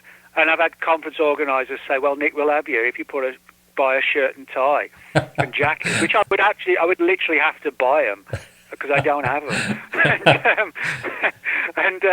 But the way I look at it is you can have people on stage giving a good presentation, keeping it informative, keeping it fun, and then afterwards you all hang out in sort of a cool kind of vibe situation, and not where it comes across like a meeting at the United Nations, which, you know, is kind of stuffy and whatever. But so many people, and I think particularly from the first wave of ufology, think they've got to take that approach or they're not serious ufologists. Well, the thing is, you're dealing with stories of aliens. You know, you've got to make it sort of amenable to people outside of ufology. To bring them in, you know, you've got to have more than just an 80-year-old guy on stage showing you a picture of the Pentagon, you know.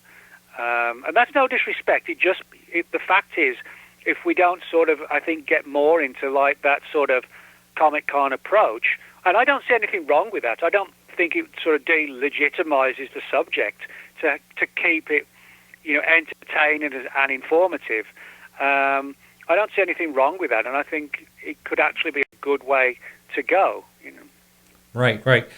You know, a lot of these, what I find at the conferences, for myself, that is that it's the hallways, it's the dinner after, or you know, going out with people after that. Yeah. You really hear the interesting stuff, and that's what I'm really looking forward to coming up here, and. Well, that's something else. I mean, I won't name names, but, you know, one of the things that really annoys me when I go to a conference is when, you know, certain speakers are there and they don't give time to the audience. You know, the way I look at it, if I go to a conference and, you know, I'm speaking there and I sell 30 books, you know, you should spend time with the people, not just because you feel it's right to, but because you want to. And, you know, these are the people who are buying your books and coming to your conference or your lecture and, you know, spend time with them, sign books. You know, if they want pictures taken, you do that and you sign autographs and things like that until everybody is happy they've got what they want. And you don't, as I say, you don't do it out of duty. You do it because you want to do it and it's the right thing to do. But I won't name names, but so many times I've seen people who are like, they do the lecture, all they want to do is sell the books, and then they start looking at the watch. Somebody wants to speak to them, and I can see they're looking around the room thinking, I want to go, I want to leave. You know, and I think that's one of the problems, is that people like that interaction, and I like that interaction, you know. I enjoy hanging out at the bar after the gig's over, you know, and having a good time. And I don't have much time for those people who just take themselves off to their hotel room. You know, don't bother me, I'm an author. Well, big deal, you know what I mean? Get your sort of head out, you know what. Yeah, every time I saw you were signing books or people were lining up to take pictures with you. You probably took... I thought you were going to say I was at the bar. No, at your table. At your table. Well, you know, that's because, like I said, I enjoy doing it, and it is the right thing to do as well. I mean, people are spending their money to come out and see you, you know, like show some respect. Yes. Right. Because like some arrogance, you know, I think some of the people in ufology think they're like, you know, Hollywood megastars or whatever. They've got to be, you know, treated like this and treated like that. Well, no, you know. The way I look at it, we're all in it together, whether it's like, you know, you with your show, me writing the books, the witnesses sharing their experiences, somebody's got a blog, you know, someone's got a YouTube channel. We're all in it together looking for answers, or that's how it should be. You know, nobody's bigger than the subject, really. Right. Now, last year, I know I mentioned this story before, but it's been such a long time. But last year at the UFO conference, I went next door to the casino. There was food over there, and there was a girl sitting outside. I was walking my dog, and I just started chatting with her, and she goes, "What's going on next door?" And I said, "Hey, there's a UFO conference." And so she goes, "Oh, you know, I should go over there." And she says, because I had something happen. She tells me the story. I'm going to tell it real quickly. It's just, I love hearing stories from, I'm going to say, outside people outside of the field. And so she and her friend were riding along in their car not far away from where the conference was in Arizona. And a mesa or a plateau or something like that, they saw this dark object like come over, down and over. I can't remember what time of day it was, but it came over their car, and she just froze, and that there was a beam of light that came down. And so her and her friend just like screamed, and they hit the gas, and they, just kind of outran it, and it made no noise or anything like that. And then she said, and the strangest thing of all, she said about 10 minutes later, all of a sudden the biggest owl I've ever seen came right down at the windshield. And I thought, wow, what a story that was, Well, that's interesting because, owls, as I'm sure you know, turn up in a lot of UFO cases, particularly with so-called screen memories, where the person thinks they've seen this huge owl and they never forget about it, and then they start having dreams where the owl was actually like a screen memory or something like that for an alien. Funnily enough, I think I've got 2 cases like that in the book. I know there's definitely one.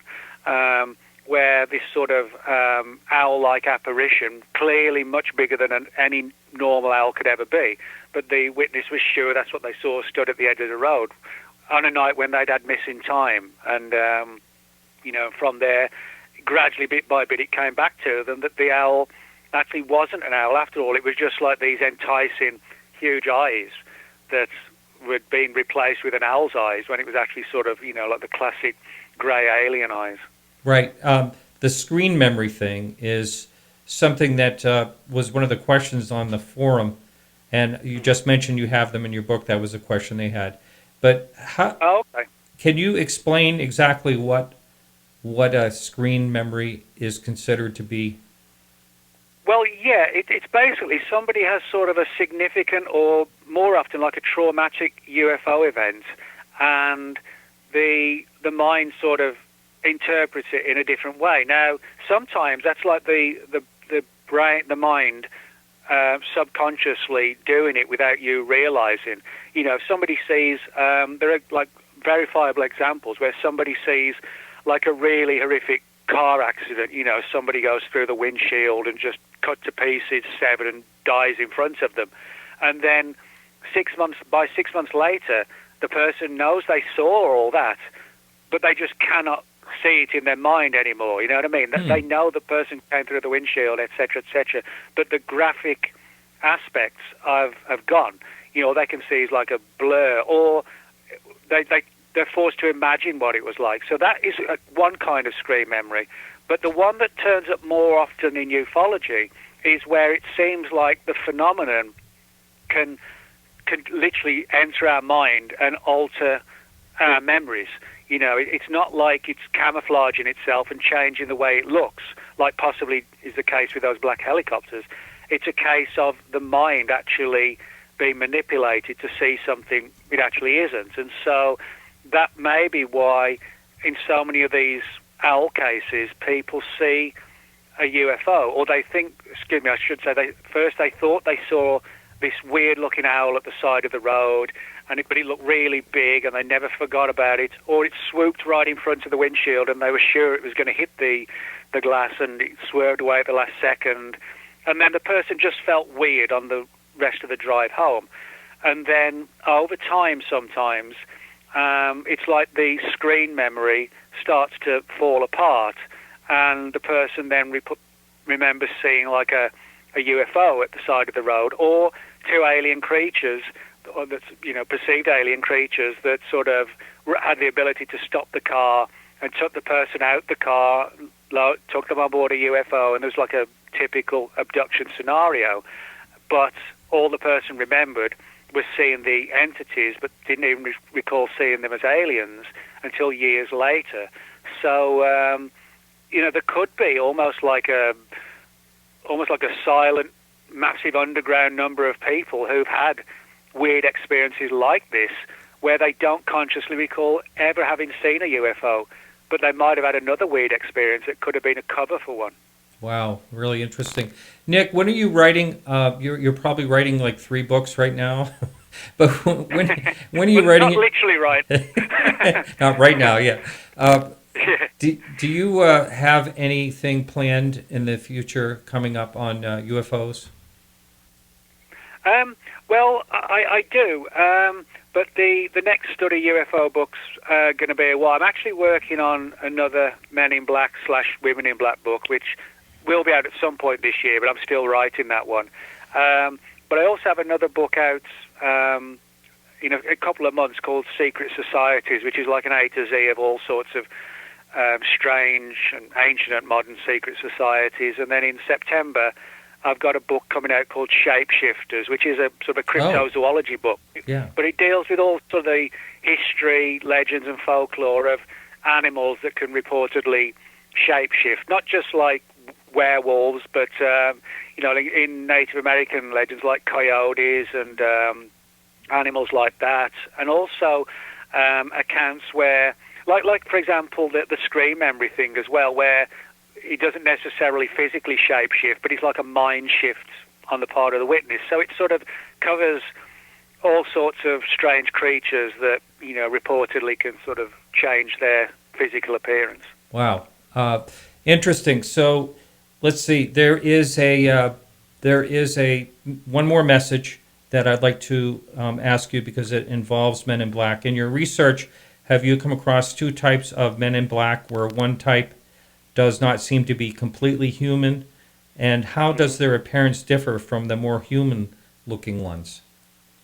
Yeah, that's one of the weirder things about the Men in Black mystery. And whenever I give lectures on the subject, I always point this out, that why the subject's so confusing is because there actually are two categories of Men in Black. Now, certainly in the 40s and 50s, the guys all dressed in sort of, dark suits, skinny black ties and fedoras. That was the fashion back then.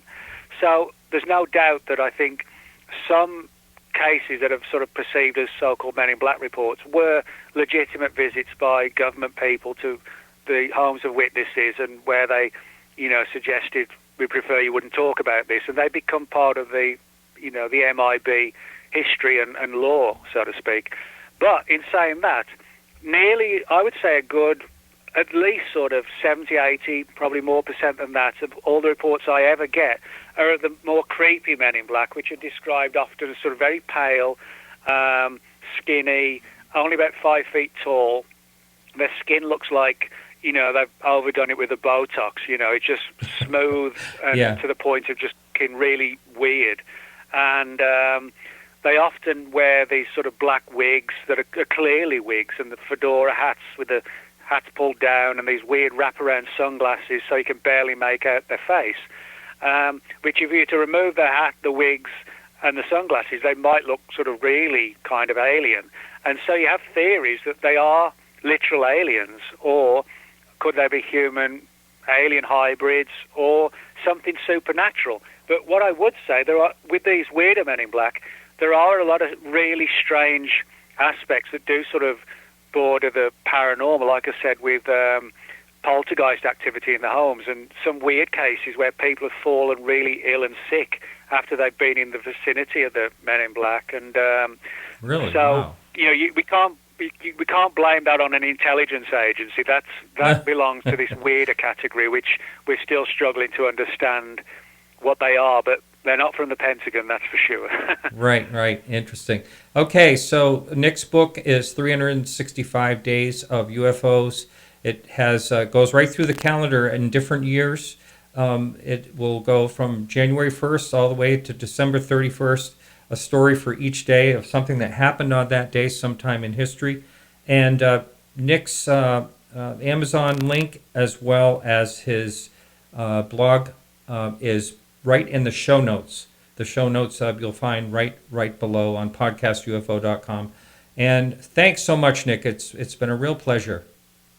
Oh, well, thanks for having me on, Marty, and had a good time. Yes, and hang in while I close out, if you would, please. So thanks so much for listening, everyone. We're going to be back next week with Artie Six-Killer Clark.